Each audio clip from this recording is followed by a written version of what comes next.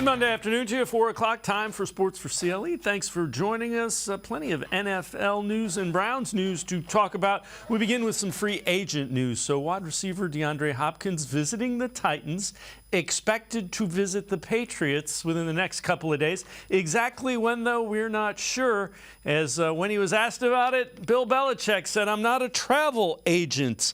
But DeAndre Hopkins beginning to meet with some of the teams that were interested. Mentioned Titans. Mike Vrabel was in Houston when DeAndre Hopkins was there. Patriots' new OC, Bill O'Brien, was the head coach in Houston with DeAndre Hopkins. Let's take a look at the top wide receiver salaries. And when we went through them, there are 31 wide receivers in the NFL that make over $10 million a year. 31. 13 of them make over $20 million, including Amari Cooper of the Browns. Word from Hopkins' camp was that he was seeking an Odell Beckham Jr. type of deal. Odell Beckham Jr. makes $15 million a year. With that, let's welcome in Brad Spielberger, Pro Football Focus. Brad, do you think Hopkins is going to get in the neighborhood of $15 million? It's late in the year. There are some needy teams like the Titans. You know, I think the fascinating thing here is the Odell Beckham Jr. contract. And look, you obviously want to have comparisons based on statistical production, based on age profiles, you know, all these things. And Odell Beckham Jr. getting a one-year, $15 million fully guaranteed deal with incentives that could push it even higher makes things very tough for all the teams that are talking to DeAndre Hopkins. Because, look, yeah, he's missed some time with injuries, with a suspension for PEDs, but he's been more productive than Odell Beckham Jr. over the last couple of years. There's no question about that. And so I think what we'll probably see is a one-year deal right around $10 million with incentives that could push it, you know, higher into that 15-plus conversation. He was owed $19.5 million this year before getting cut. But it's going to be tough. I think you need for him, you know, the Titans, the Patriots, maybe other teams to get into the conversation to drive that price point up.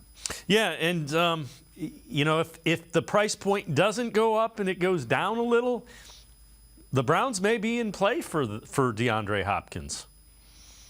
I think at that point you then start to sell, you know, obviously familiarity with Deshaun Watson, but also try to sell, you know, being on a contending team. You know, all due respect to the Titans and Patriots, they're outside of my AFC playoff picture. Both of them are, you know, trending, I think, in different directions. The Patriots, you could argue, maybe are trending upward if you believe in a Mac Jones bounce back now with Bill O'Brien in tow. But neither team is particularly exciting in this loaded conference. So, yeah, if the price point's not there, then if you're Cleveland, maybe Kansas City, maybe Buffalo, these teams we keep hearing, you then say, you know what? Yeah, well, we're going to give you a smaller deal. For example, last year in Kansas City, Juju Smith-Schuster signs a, you know, base value $4 million, ended up making over $10 million by hitting almost all of his incentives.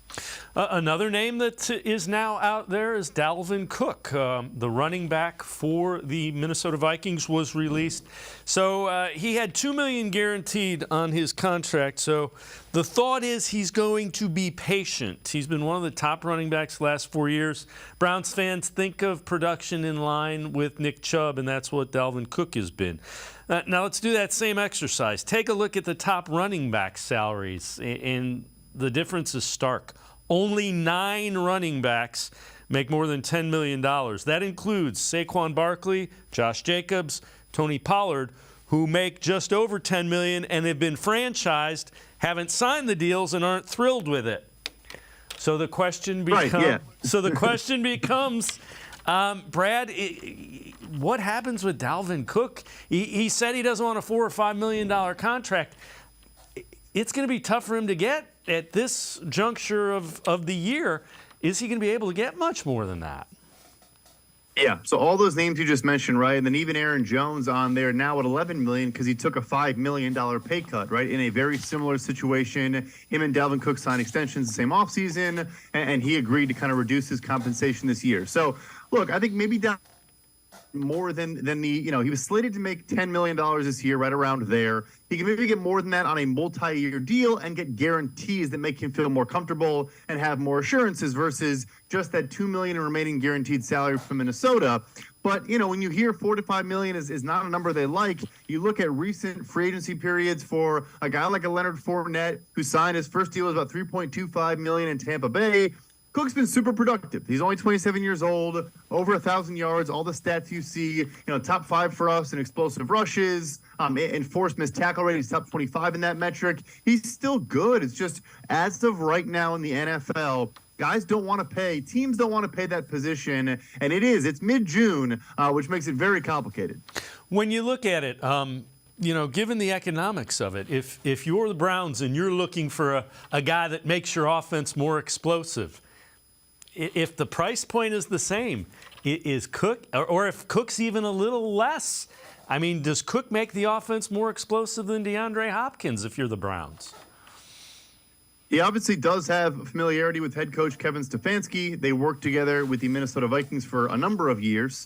I think for him, though, he would want to, even if he's making less money, probably go somewhere where he is the number 1 running back in the offense. Nick Chubb is going to maintain that position. There's no doubt about that. It is Nick Chubb's backfield. Obviously, Kareem Hunt leaving does, provide a bunch of opportunity. But I think Dalvin Cook, if he's going to take a smaller deal, would try to go team up with his brother in Buffalo, or again, go to a team that doesn't have an obvious number 1 running back. And Nick Chubb might be the league's number 1 running back, not just Cleveland's.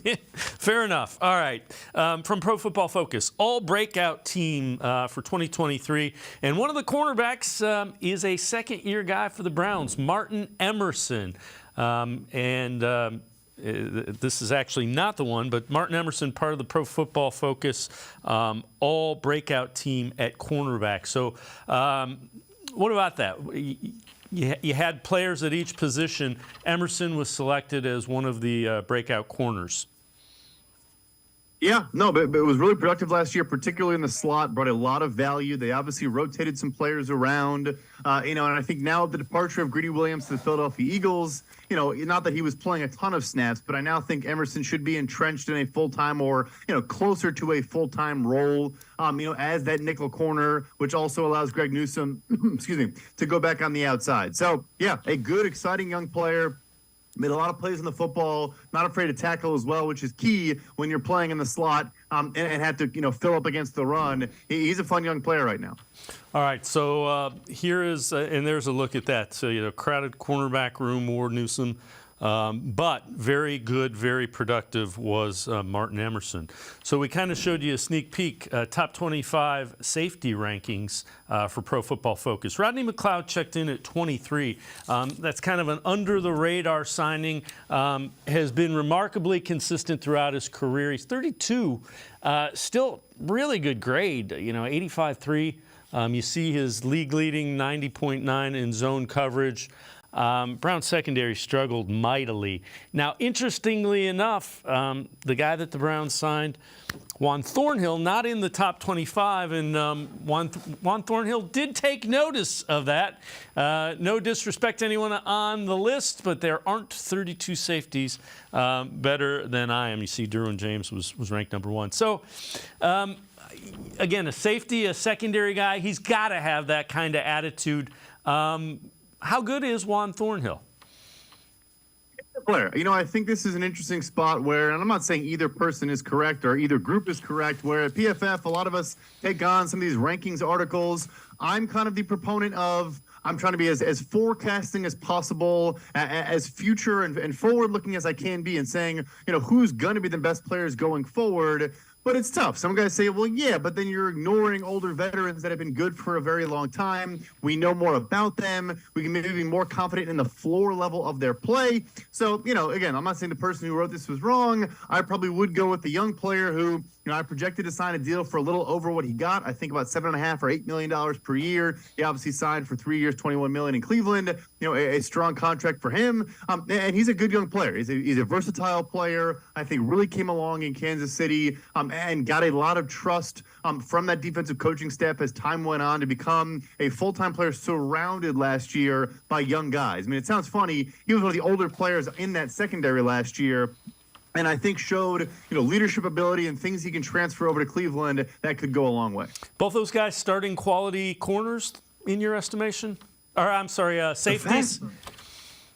Yeah, sorry. The fascinating thing with McLeod is, and I got to rib the author a little bit more, I think he said figures to fit in with Jim Schwartz. Well, he played for Jim Schwartz for about 6 years in Philadelphia, so I think they'll find a role for him. But the fascinating thing for Rodney McLeod, for me, is last year at 32, played more snaps down in the box than he'd ever done before, and it was phenomenal down there. Had the most defensive stops in his NFL career in a single season, and so we kind of saw him previously as that deep free safety who kind of just kept everything in front of him. A lot of veterans are able to play that style well into their 30s, but he was physical and down in the box and making plays and still had a phenomenal year. So yes, I think both guys could have a full-time role, or, again, obviously you have Grant Delpit there, you have talent there, but will play meaningful starter-level snaps in this defense. Brad Spielberger from Pro Football Focus and I are going to step aside, take a quick time out. So we'll take a look at some power rankings.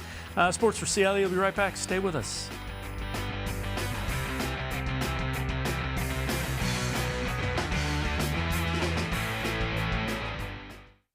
Come back to go forward. Back to learning new things. Back to pursuing your dreams. Tri-C has flexible learning options to fit your life. And every year, more than 1,000 local companies provide Tri-C students with real-world learning. The right education can boost your lifetime earning power by hundreds of thousands of dollars. Start now with a college education you can afford. Tri-C, where futures begin. The Ohio Lottery Partners in Education program recognizes role model students and teachers from across Ohio. Nominations can now be done completely online. To nominate a deserving teacher or student, go to ohiolottery.com. In the About section, find Partners in Education. There you will find links to the nomination forms. Students, kindergarten through 12th grade, can be academic all-stars. Teachers can be honored as a Teacher of the Month. The Ohio Lottery Partners in Education, where stars shine.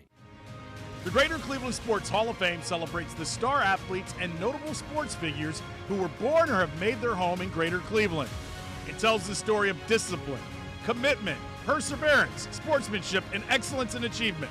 It encourages and inspires those who believe in sport and its direct impact on the well-being of our community. Go to clevelandsportshall.com or follow us on Twitter at GCLE Sports HOF for more details.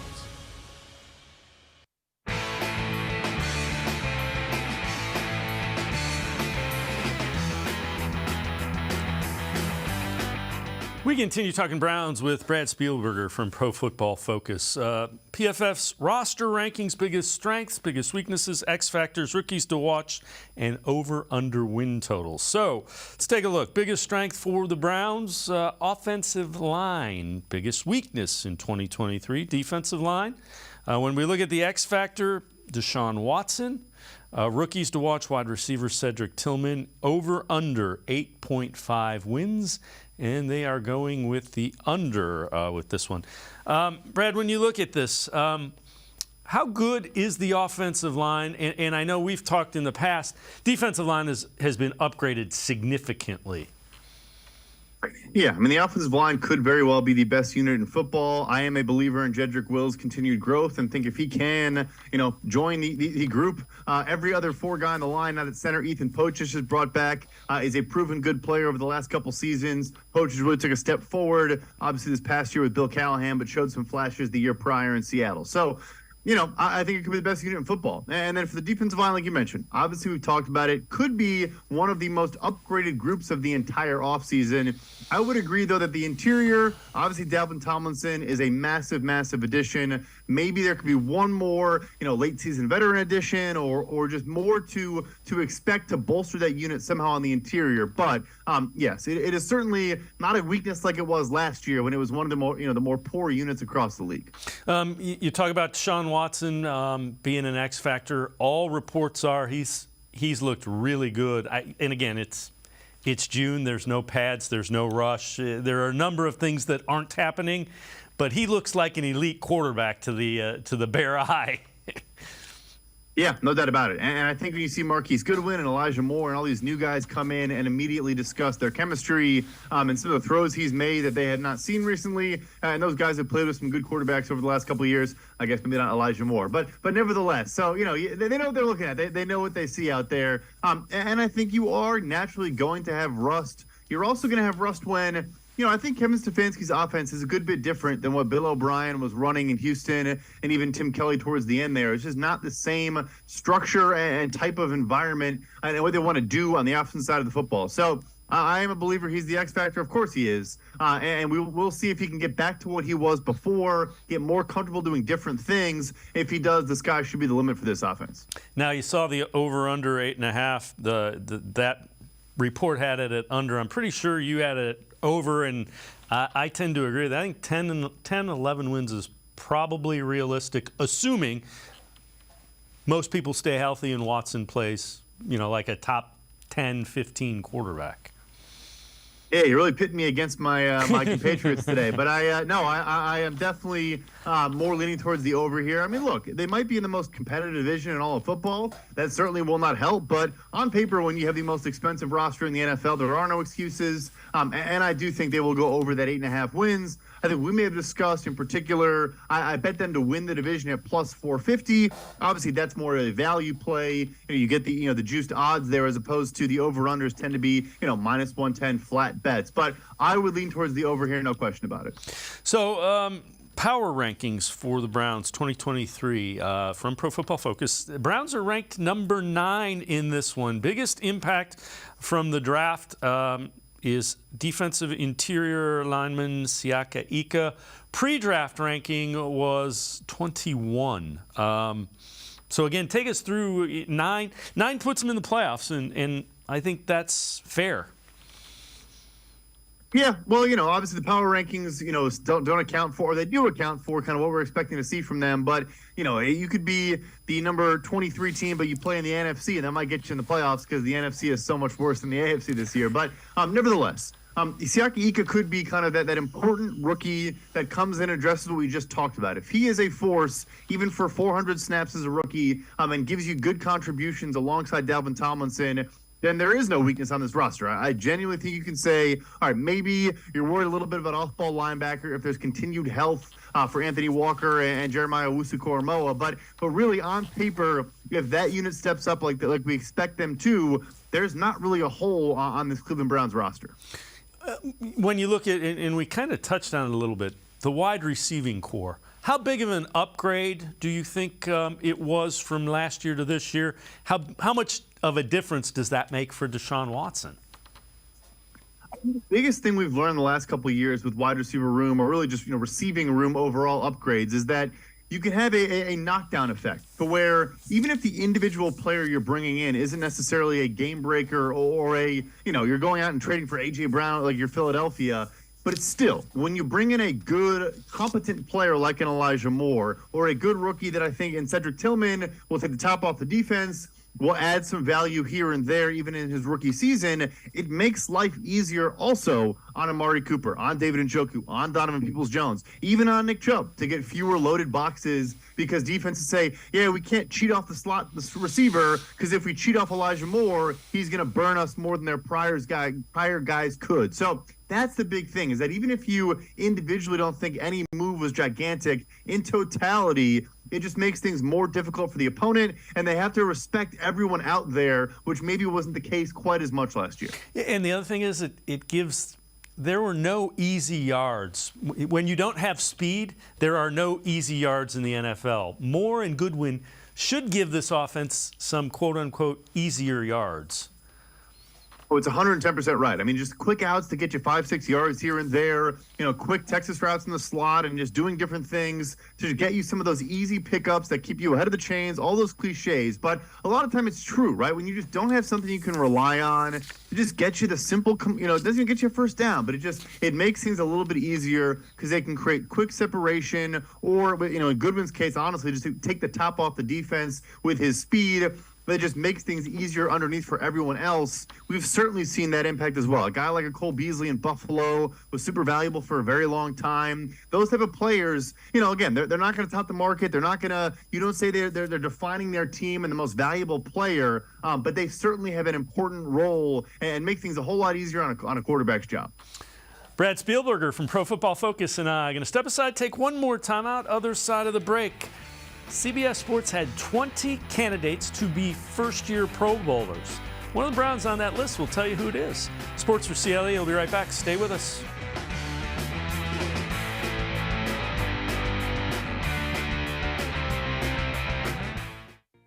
The Ohio Lottery Partners in Education program recognizes role model students and teachers from across Ohio. Nominations can now be done completely online. To nominate a deserving teacher or student, go to ohiolottery.com. In the About section, find Partners in Education. There you will find links to the nomination forms. Students kindergarten through 12th grade can be academic all-stars. Teachers can be honored as a Teacher of the Month. The Ohio Lottery Partners in Education, where stars shine.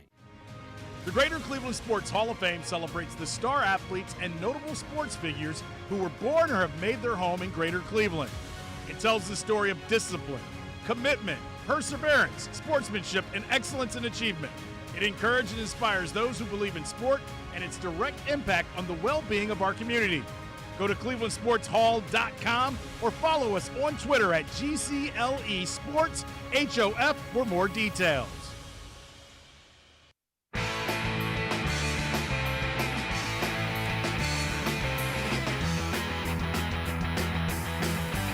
We continue talking Browns with Brad Spielberger from Pro Football Focus. CBS Sports has 20 candidates to become first-time Pro Bowlers. One of them, Browns defensive lineman Dalvin Tomlinson. Solid gap plugger for both the Giants and Vikings. Tomlinson will now have arguably the best pass rush partner of his career in Myles Garrett. Brad, I think the other thing is both of them have Zadarius Smith as well. So there's going to be a lot of one-on-one matchups, and that's kind of how Jim Schwartz defense rolls. Absolutely. I mean, I think you look back in his career in New York, he had Leonard Williams, but didn't really have a good edge rusher outside, playing opposite him at any point. Then he goes to Minnesota and could have had, Zadarius Smith and Danielle Hunter. Hunter kind of got hurt for basically the majority of Tomlinson's time in Minnesota. And then by the time, Zadarius Smith came along, that was obviously both of their last seasons with the team. So, yeah, I don't think it's unrealistic. He is a phenomenal player in both phases. I think he's graded above 70 for us every season of his career. Stout against the run, does have some pass rush juice, particularly when lined up as a one technique on the nose, and can bully centers with his size and his get off, which is impressive given his massive size. So yeah, it is a situation where I think Jim Schwartz could get more out of him than maybe anybody else has at this point in his career, and it's been a pretty good career so far. I know you like the Zadarius Smith signing. How curious are you to see how much better Smith makes Garrett and Garrett makes Smith playing together? Going to be fascinating. And I think the cool thing is both guys can line up on the interior, can line up out wide. I think it'd be fun to put them on the same side and just really stress out the left tackle and left guard on that side of the field, or vice versa, and just get very creative with them. But that's the big thing. Myles Garrett has really not played with a true disruptor. Jadeveon Clowney is a good player, but his bread and butter has often been setting a strong edge against the run. And then he's such a good athlete, obviously, as a number 1 overall pick, that, yeah, he's going to get you the occasional pressure, the occasional quarterback sack. But is he an artist? Is he refined in his pass rush technique? Does he have good bend around the edge and can do all the crazy body contortion things we see with Myles Garrett that make him, one of the most special athletes, frankly, on the planet? No, that's not really his game. And now you have all these guys coming in, kind of just like our conversation with the wide receivers. Like you said, all these one-on-one matchups, you can't chip, you can't help. It's going to unlock both of these guys. Smith and Danielle Hunter last year in Minnesota both had over 10 sacks, over 70 quarterback pressures. You'd hope to see the same thing again in Cleveland. This, again, from CBS Sports, kind of interesting. Under-the-radar AFC players who can become stars. They go with the running back, Jerome Ford from the Browns. Now, the question I have is he going to have enough of a role to really become a star? I know the Browns like what they saw of him. I know it was 8 snaps, but you saw the preseason. You see the acceleration. You see the burst. They're comfortable with him catching the ball out of the backfield. What are your thoughts just on Jerome Ford?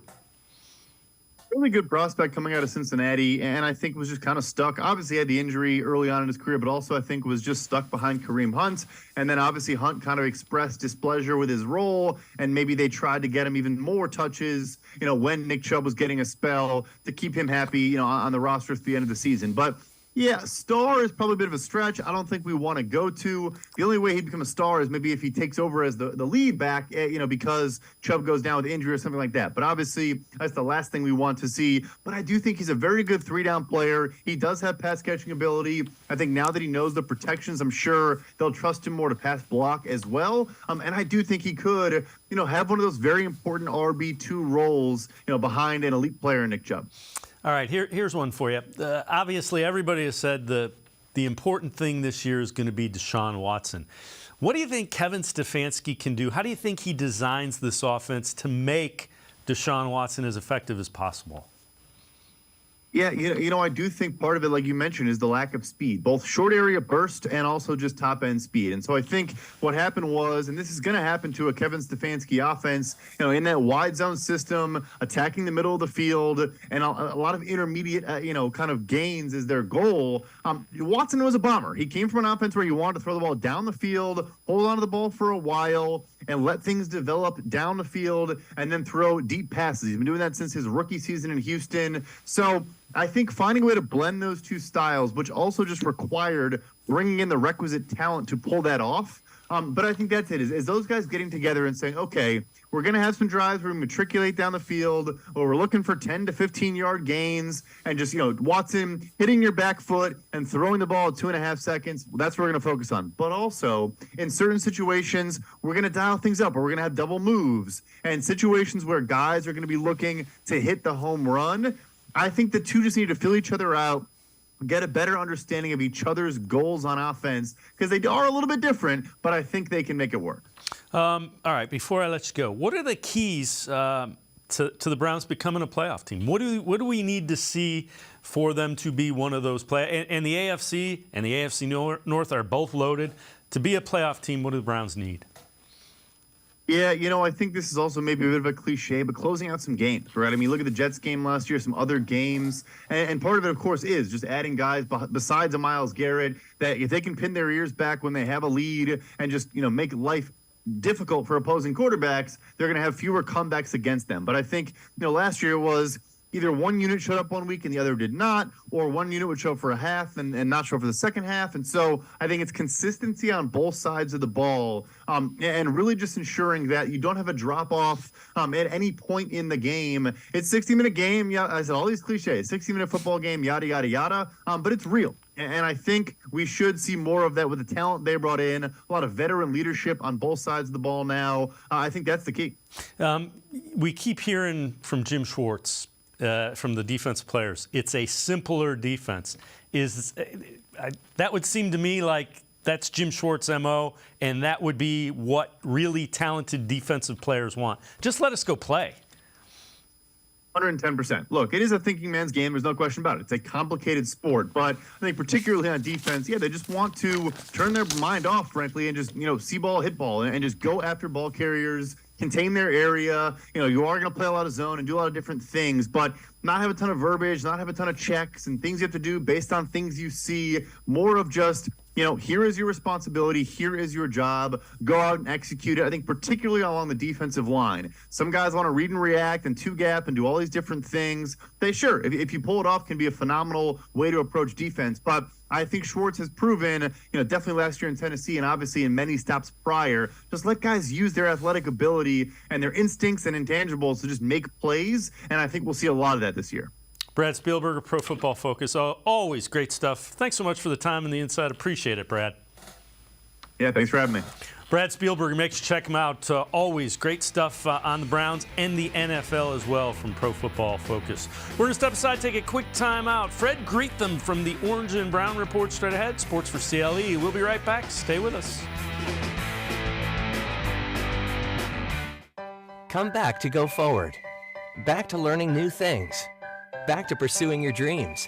Tri-C has flexible learning options to fit your life. And every year, more than 1,000 local companies provide Tri-C students with real-world learning. The right education can boost your lifetime earning power by hundreds of thousands of dollars. Start now with a college education you can afford. Tri-C, where futures begin.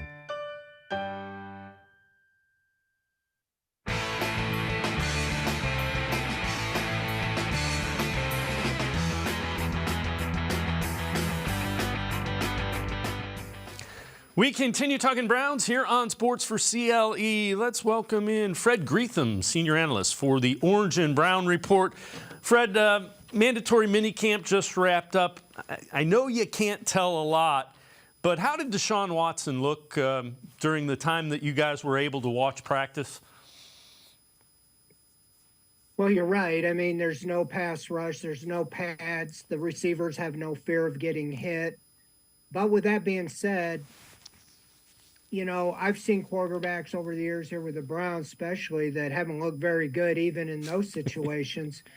And I thought Deshaun Watson looked fabulous. I mean, especially Tuesday, they got into the 7-on-7s in the red zone, and I unofficially had him throw 9 touchdowns out of 10 passes in the red zone. The one that wasn't a touchdown was completed, but Elijah Moore was pushed out of bounds at the 1-yard line. So, I mean, he looked really good. The ball wasn't hitting the ground. It should not hit the ground. It's offensive minded. The defense, you know, the backs can't hit. They can't really have their hands on the receivers.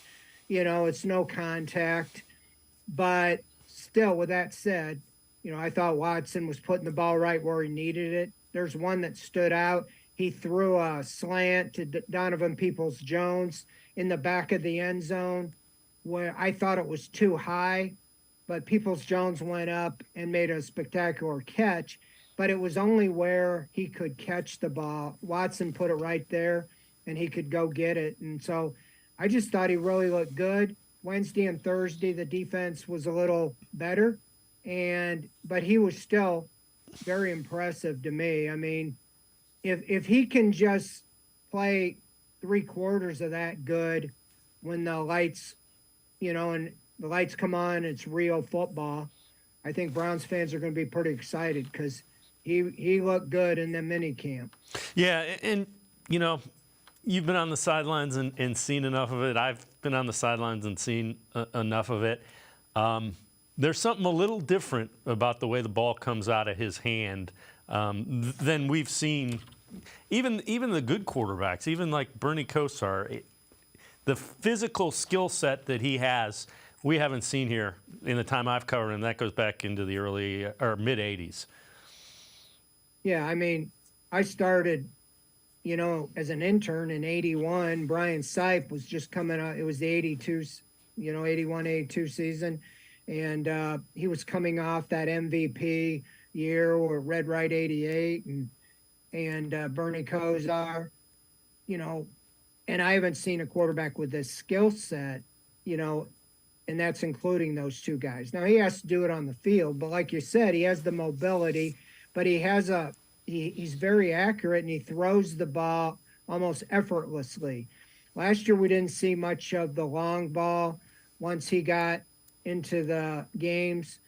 But in the minicamp, he was opening it up with those speed guys. Marquise Goodwin, my goodness, on Tuesday, he caught 2 bombs and was just, you know, flying all over the field. You know, he's 32, but he's still a track guy in the offseason somewhat. And, boy, he looked it. He's got to take off the top speed. And Watson was really accurate on those. And so if that element can be added where you have an accurate quarterback that can stretch the field, it's surely going to open things up for the guys under the middle, the tight ends and the Amari Coopers and Peoples-Jones and guys like that. So I was impressed with what I saw. Now the next step will be picking it up in training camp. And I think all things being equal, the rust and all that was obviously involved, 700 days off, but he did have a lot on his shoulders. Even at this time last year, they didn't really even know if he's going to play or how much he's going to play. And, you know, you're worried about what's really going on. And most of that is all, in fact, basically all behind him. So now he just said, you know, it's night and day for him. Alex Van Pelt said he's tenfold better than he was at this time last year, and that's saying a lot. And so I'm just kind of anxious to see what training camp looks like when the guys, you know, kind of take the next step and they're able to be physical and, you know, not hit the quarterback, but but get on the receivers and see how that works. Did the wide receiver room get upgraded substantially when you look at it? And again, I know it's not exactly the same. Does it appear that they upgraded the wide receiver room enough, do you think? Yeah, I think so. I mean, one of the things I said going in the offseason, they really needed to get another top-end wide receiver who I would put as good as Peoples-Jones, if not as good as Peoples-Jones, maybe, right behind him. And I think they did that with Elijah Moore. And they had him all over the place. They had him lined up in the backfield. They have him lined up in the slot. I really think they plan on using him big time. And then Marquise Goodwin, I mean, he's surprised me when I saw the signing. I'm thinking 31, 32-year-old wide receiver. Usually they start losing a step. I didn't see a step lost with this guy. And if he, like I said, if he can bring the deep ball element, and then you added Cedric Tillman, I have to think all three of those guys are going to be in the top 5. And when you look at last year, you had Cooper, who finished the year kind of ailing, and he even admitted to that. He played through with that core muscle injury that needed surgery. And Peoples-Jones was consistent. But behind him, they didn't really have a whole lot that you were worried about. David Bell, Anthony Schwartz, some of the guys, they had there weren't really, making an impact. And so you've got 3 guys you brought in that I think will make an impact. And that's, I thought that DeAndre Hopkins back at the beginning of the offseason would have made sense if you could make a trade like you did with Amari Cooper. But now, as much as I think he'd be an upgrade, I do not think they really need him, especially if it's at the expense of getting rid of, somebody or that you brought in, to play. And so we'll see how that plays out. But no, I think they did. I think they really, and Jordan Akins, I think he's a pass catching 6'4" tight end target. And so I think that they've added some targets for Watson in the passing game with depth. So if you get a guy or two hurt, you're not sitting there looking for a guy from the practice squad, being activated like you did last year.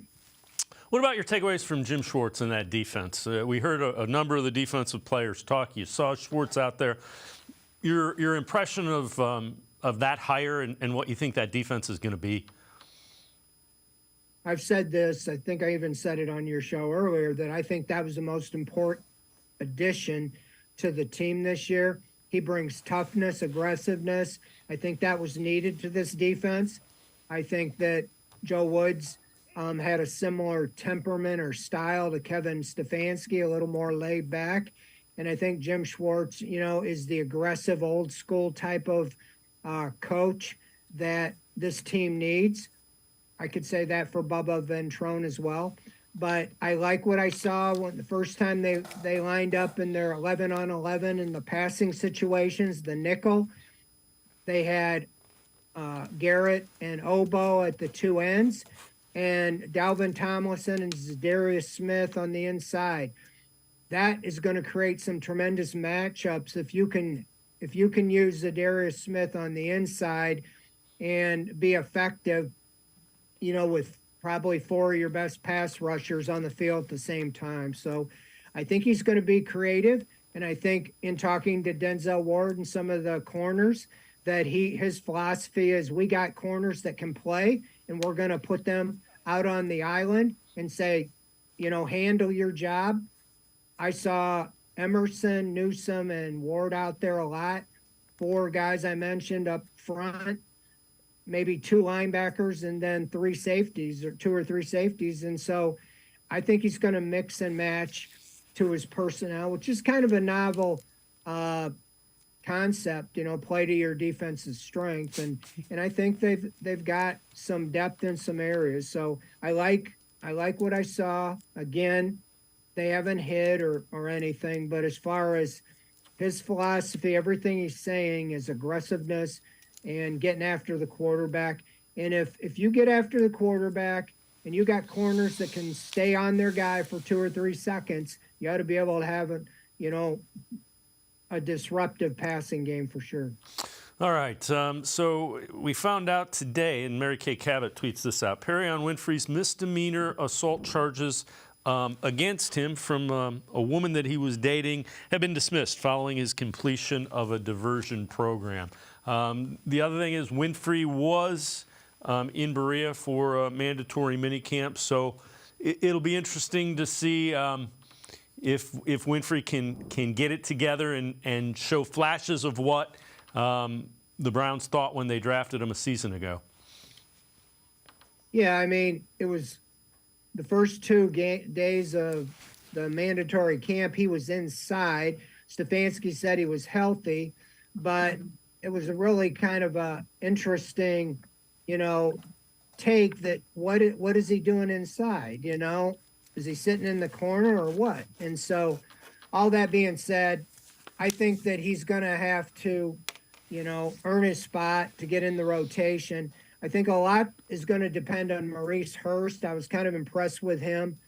His problem has been health in the past. And if he can come in and be an addition, Tristan Hill, possibly. But I think Winfrey has not been mentioned by Schwartz when he's bringing up defensive tackles. He mentioned Jordan Elliott and some of the others. So I think he's going to have to earn, a position on the team. And being out 3:30 in the morning and, and all that, I don't think really helped his cause, and that obviously a tragedy getting robbed at gunpoint, but shouldn't be out at that time. And I don't know if that's why he was kept inside or what the deal was with that. But I think he's gotta, grow up a little bit. And if he's going to fit in, he's going to have to prove it in training camp. Yeah, I'm with you. Jim Schwartz is going to be a show me that you have changed kind of guy, I think, without question. Fred Greetham and I are going to step aside, take a quick timeout. Other side of the break, we'll head to the voicemail of Truth and Reason. Sports for CLE, we'll be right back. Stay with us.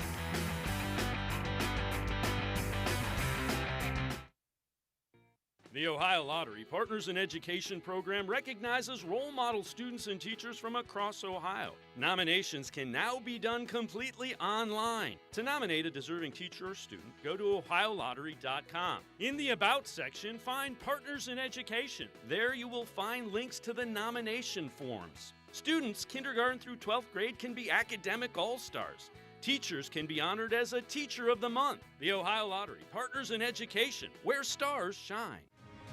The Greater Cleveland Sports Hall of Fame celebrates the star athletes and notable sports figures who were born or have made their home in Greater Cleveland.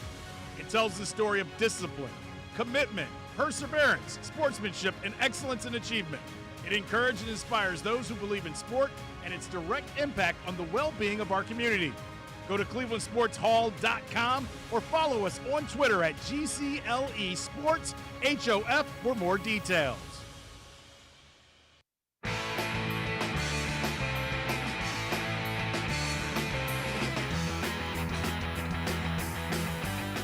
We continue talking Browns with Fred Greetham from the Orange and Brown Report here on Sports4CLE. Let's head to the voicemail of Truth and Reason. Hey, this is Browns fan. I was just wondering, over the course of the last 6 or 7 years, I've been proud of the Browns for keeping, their main nucleus there. Because over the years, it's been rough watching them, just give away great players for draft picks and whatnot. But there was one person that they let go, and I'm not saying it wasn't a good deal. That was Joe Schobert. But I was just wondering, and then he a free agent, and if so, I'm just wondering, he couldn't hurt that linebacker room. For a 1-year ticket price, I'm assuming they could probably work something out. Just an idea. Go Browns. As always, appreciate all the voicemails. Fred, I don't see the fit with Schobert. Didn't have a great year a year ago, and I think they like their younger guys. Yeah, it's really hard to get a read on the linebacker rooms. Probably the area they did least. They brought back, Anthony Walker coming off a major injury, brought back Sion Takitaki coming off a major injury. Jordan Kanasic finished the year on injury reserve. So they had 5 linebackers finish the year, JOK and Jacob Phillips. All 5 of them are back. And Walker and Takitaki really, They were out on the field with the trainers, but they weren't doing anything. We don't know if Walker's going to be ready to go at the beginning of training camp. Don't assume Taki would be ready. Probably would start maybe on the PUP list because he had tore the ACL late in the season. I just don't think that they view linebacker as that high of a priority.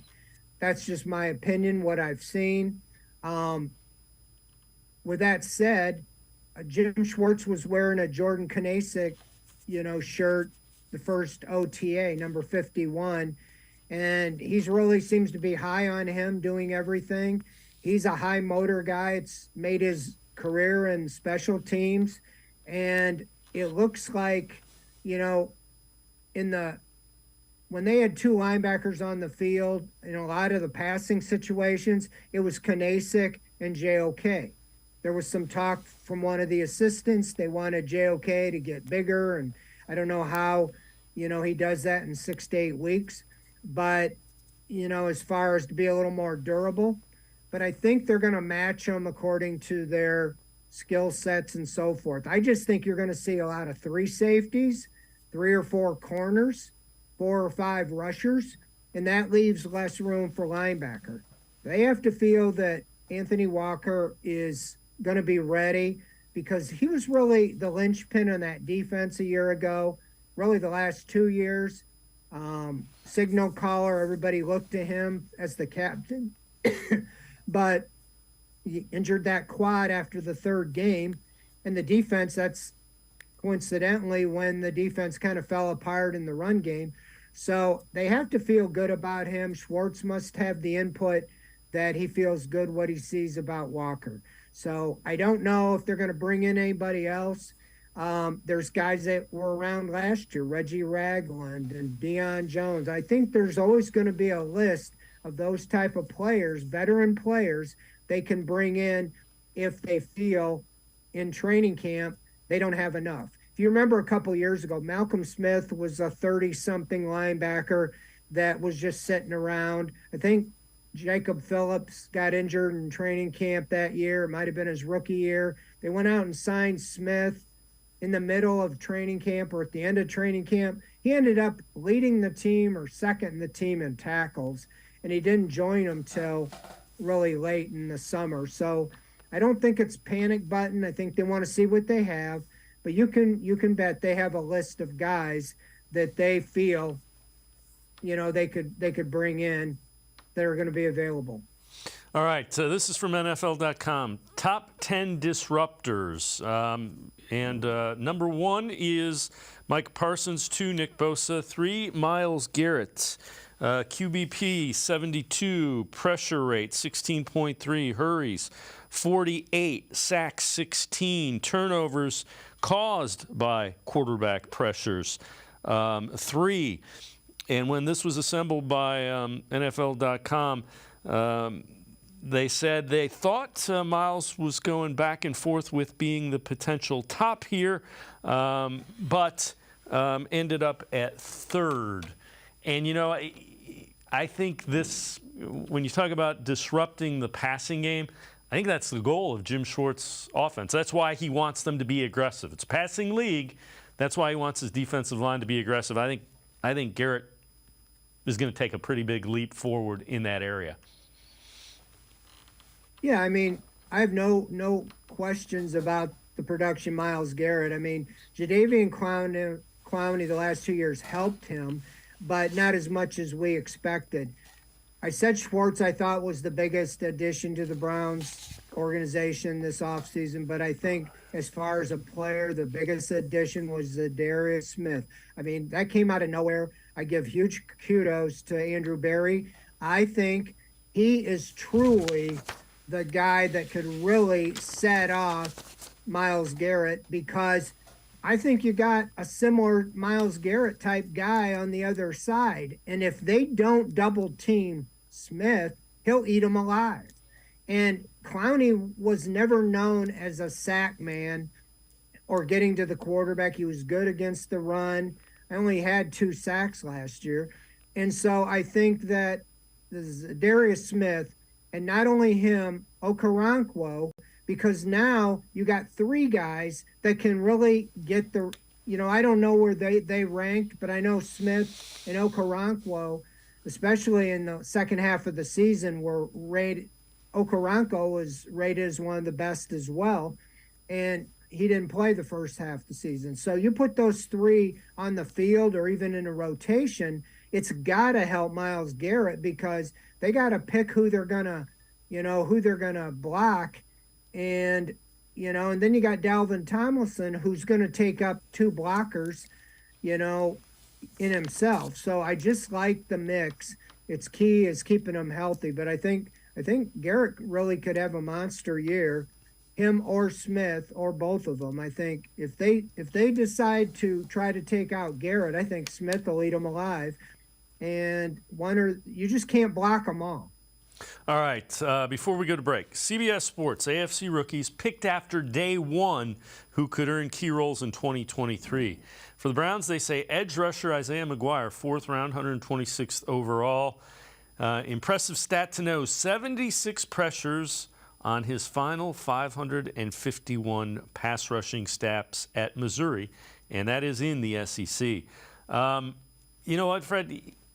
He's going to get a chance because Jim Schwartz likes to rotate guys, and he's already said he wants to play 8, 9 guys in a rotation. So if Isaiah McGuire looks good in camp, he's going to earn himself some snaps.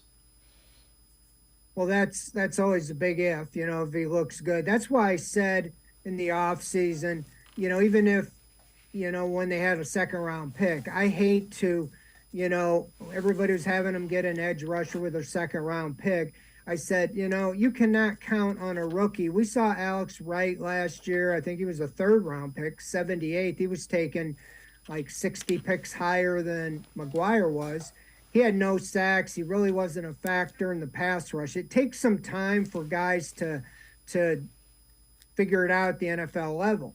I think McGuire has the luxury now, being at no higher than the 4th pass rusher, barring injury, to learn and work his way in and earn playing time. They have Alex Wright and Isaiah Thomas coming back for their second year, but I saw Alex Wright being mentioned at a defensive tackle spot by Schwartz. So that tells me they might look at him rushing from the inside a little more, and that could open up for McGuire. But I really like the move of getting Smith for many reasons, but that moved Alex Wright or Isaiah McGuire or Isaiah Thomas down to no higher than the 4th pass rusher. So you're not counting on that guy to be your main guy.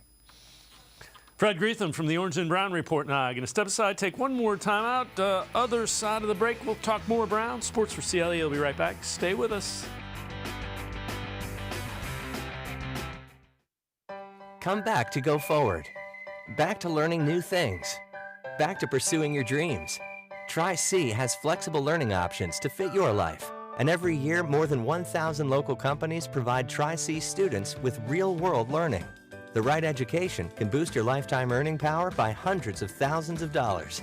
Start now with a college education you can afford. Tri-C, where futures begin.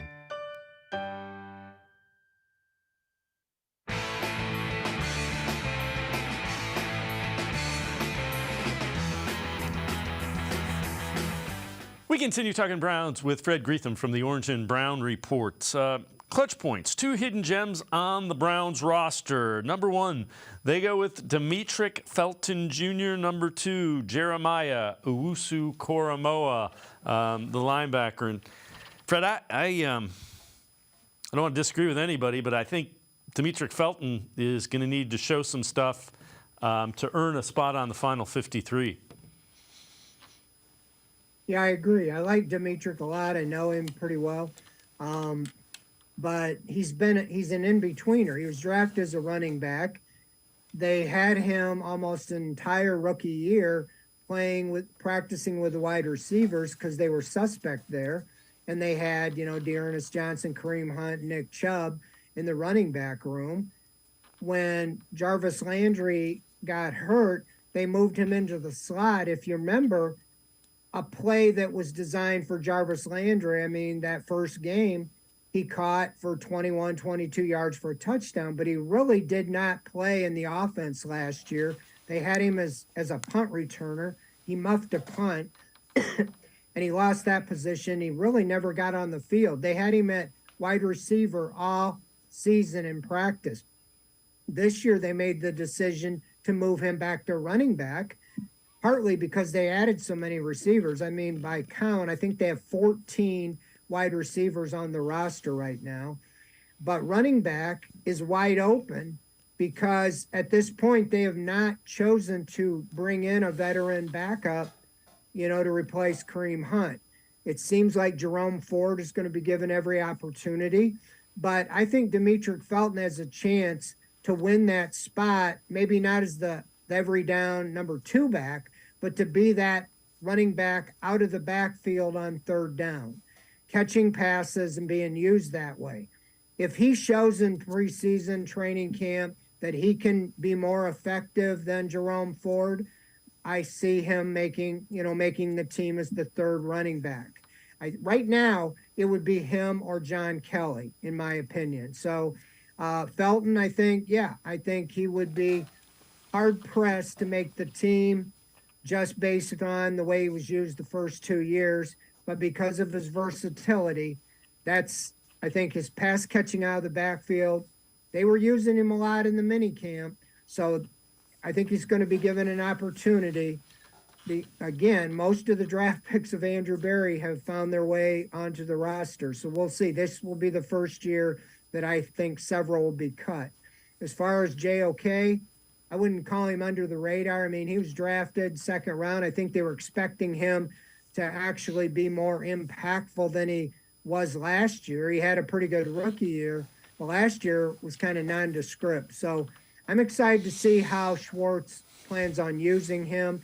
I think if he's used right, and he could really be a weapon for you on the defense. Agree with you wholeheartedly about JOK. He's somebody I'm really anxious to see how Jim Schwartz employs. All right, before I let you go, what do you think some of the tougher decisions Kevin Stefanski is going to have to make relative to the 53-man roster? Back half of this roster has improved. What are some of the tougher decisions you think are going to be weighed out through preseason and training camp? Well, I think, in my opinion, 21 of the 22 starting roles are set. In their mind, they might think it's already set. They were running Jordan Elliott out there in the base defense. So I think, and Schwartz has mentioned him a couple times when asked about the defensive rotation. He mentioned Jordan Elliott as a veteran, young veteran, one of the key players. A lot of people raised their eyebrows and when he was put into the mix with some of the other names that we're expecting. So in their opinion, I think they feel he's in the base defense. He's a starter. He renegotiated his contract. And so I think he is going to be a lock to be on the team now. Harrison Bryant was another one that I thought he was kind of, our Jack Duffin said that he was not going to be on the team with a $2.8 million escalating salary. And he renegotiated his deal. So I think he's going to be on the roster. So those are guys that I thought originally, but we mentioned Felton. I think that he's got a battle. The backup running back is going to be a battle. I don't know about Tommy Togiai. Perrion Winfrey.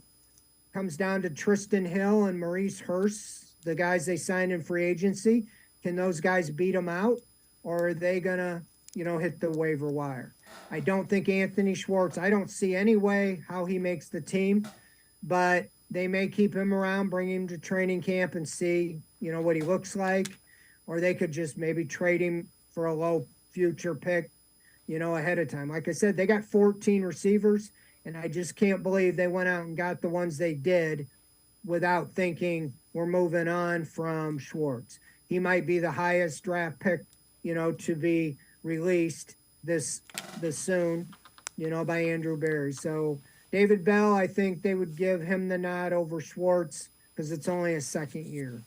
Those are just some off the top of my head, but other backup guys, on the offensive line, maybe Michael Dunn might be battling with Nick Harris. Nick Harris might be in trouble because they went out and drafted the center from Ohio State, and Harris is in the last year of his contract. Unfortunately, because he got hurt, he lost, his chance to be a starter, and Posick was signed to a pretty good deal. So there's guys like that, but most of them are battling for backup jobs. Fred Greetham, Orange and Brown Report senior analyst, as always. Great stuff. Appreciate the time and the insight. Thanks very much, Fred. Thanks, Dave. Thanks for having me on. Fred Greetham, make sure you check him out. Senior analyst for the Orange and Brown Report. Always really good stuff. It's going to do it for this edition of Sports for CLE. We'll see you back here tomorrow at 4 o'clock. Have a great night, everybody. See you tomorrow at 4 on Sports for CLE.